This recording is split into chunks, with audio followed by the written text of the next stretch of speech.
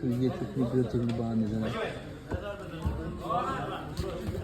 هم یکی ما به زور میزنه.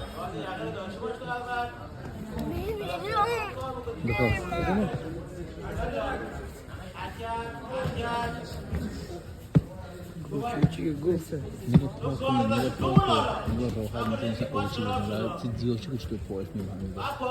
شده پاک ور پریه حالا برو پولادی بزن خب پولادی میتونیم سه بزن اوچیش کنه الان علی بده مقام زنگ بزنم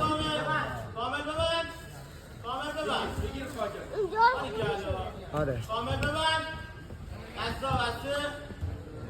کیپ کن پولادی کیپ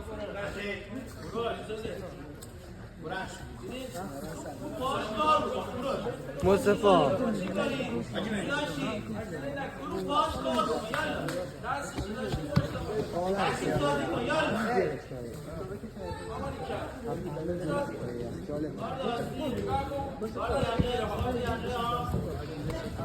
ریوه دارم فیلم میگیرم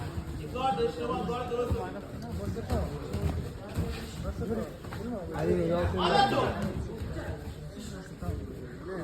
پولادی علیکی نشد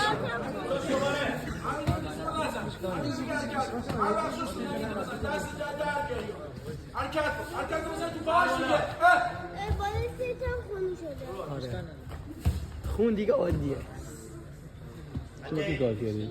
ما با یک جوانه رو دیگه اینجا دلش خوش اما سوینا گریم آزدگی نیست آره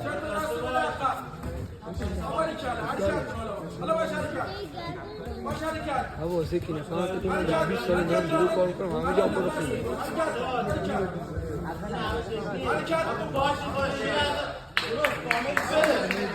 برو عجله نکن فنت برو عجله نکن